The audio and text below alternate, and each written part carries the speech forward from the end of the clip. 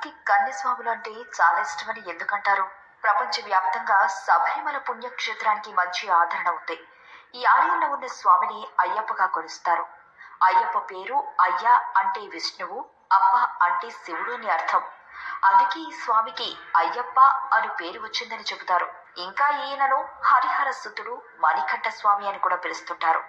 అయితే అయ్యప్ప మాల ధరించిన వారిలో కన్యస్వాములు అంటే ప్రత్యేకంగా చూస్తారు. ఎందుకంటే అయ్యప్పకు కన్యస్వాములు అంటే చాలా ఇష్టమని చెబుతారు.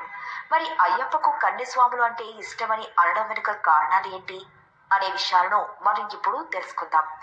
కేరళ రాష్ట్రంలోని పత్తనంతిట్ట జిల్లాలో పశ్చిమ కనుమరులో శబరిమల క్షేత్రం ఉంది. శబరిమల వెళ్లి అయ్యప్ప దర్శనం చేసుకోవడానికి భక్తులు తప్పకుండా మాల ధరించి ఉండాలి. ఇక అయ్యప్ప దీక్ష ప్రారంభించిన భక్తులు నల్లటి వస్త్రాలు ధరించి బ్రహ్మచర్యను పాటిస్తూ ఉండాలి.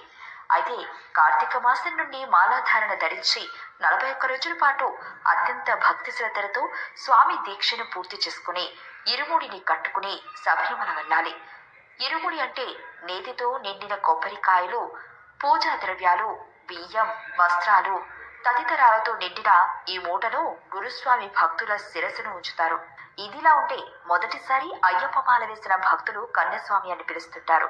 అయ్యప్పకి కన్యస్వాములంటే ఇష్టం కనుక దీక్ష చేస్తున్న భక్తులు వారి సన్నిధిలో ఒకరైన కన్యస్వామి ఉండాలని కోరుకుంటారు. అయితే అయ్యప్పకి కన్యస్వాములంటే ఇష్టం అనడానికి ఒక కథ ఉంది. ఇక పురాణానికి వెళితే దత్తాత్రేయుడి భార్య లీలావతి పతి శాపంతో మహిషాసురుడి సోదరి మహిషాసిగా జన్మించింది. ప్రజలను పట్టిపిడుస్తున్న మహిషాసురుని లోకమాత సంహరించడంతో పతి శాపంతో మహిషాసిగా పుట్టిన లీలావతి రాక్షసులకు రాజుగా సింహాసనం అధిష్ఠించింది. దేవతలపై ప్రతీకారం తీసుకోవాలనే ఉద్దేశంతో ఘోర తపస్సు చేసి శక్తులను పొందిన మహిషి ప్రజలను హింసించసాగింది. దేవతల కోరిక మేరకు త్రిమూర్తి స్వరూపుడు దత్తాత్రేయుడు అయ్యప్పగా అవతరించి మహిషిని సంహరించాడు.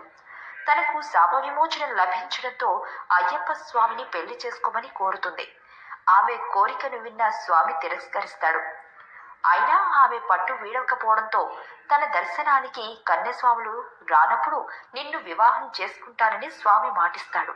వారి రాకకు గుర్తుగా సరంగుత్తిలో బాణాలు ఉంచుతారని, అక్కడ ఎప్పుడైతే ఒక్క బాణం కూడా కనిపించదో ఆనాడు పెళ్లాడతానని అన్నారు.